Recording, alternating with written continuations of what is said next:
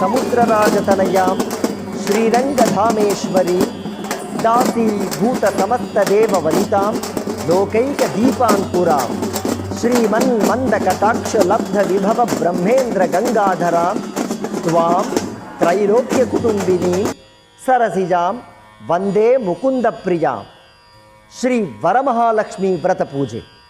ಸ್ತ್ರೀಗಳು ತನ್ನ ಪತಿ ಮತ್ತು ಮಕ್ಕಳು ಹಾಗೂ ಸಹ ಕುಟುಂಬದವರು ದೀರ್ಘ ಆಯುರಾರೋಗ್ಯವಾಗಿ ಇರಬೇಕೆಂದು ಹಾಗೂ ತಾನು ದೀರ್ಘ ಸೌಭಾಗ್ಯಕ್ಕೆ ಯುಕ್ತಳಾಗಿ ಇರಬೇಕೆಂದು ಮತ್ತು ದಾರಿದ್ರ್ಯ ನಿವಾರಣೆಯಾಗಿ ಸಕಲ ಐಶ್ವರ್ಯ ಪ್ರಾಪ್ತಿ ಹಾಗೂ ಸುಖ ಸಂಪತ್ತು ನೆಲೆಸಲಿ ಎಂಬ ಅಪೇಕ್ಷೆಯಿಂದ ಪ್ರತಿ ವರ್ಷವೂ ಶ್ರಾವಣ ಶುಕ್ಲ ಪೌರ್ಣಮಿಗೆ ಮೊದಲು ಬರುವ ಶುಕ್ರವಾರದಂದು ಈ ವರಮಹಾಲಕ್ಷ್ಮಿ ವ್ರತವನ್ನು ಆಚರಿಸುತ್ತಾರೆ.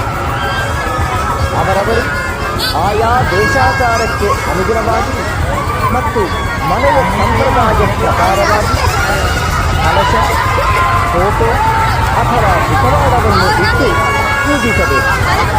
ಈ ಪೂಜೆಯನ್ನು ಮುಗಿದು ಕೈಗೆ ದಾರವನ್ನು ಕಟ್ಟಿಕೊಳ್ಳುವುದು ಮುಖ್ಯವಾದ ಅಂಶ. ಹಿರಿಯರ ಆಶೀರ್ವಾದದಿಂದ ಚಿಕ್ಕವರು ಹಿರಿಯರಿಗೆ ನಮಸ್ಕರಿಸಿ ದಾರವನ್ನು ಕಟ್ಟಿಸಿಕೊಳ್ಳಬೇಕು.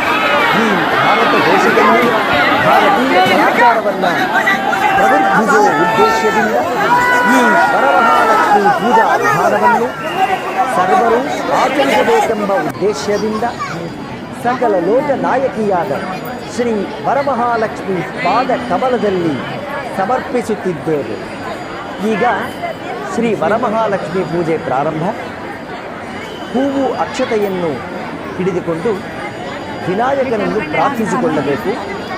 ಓಂ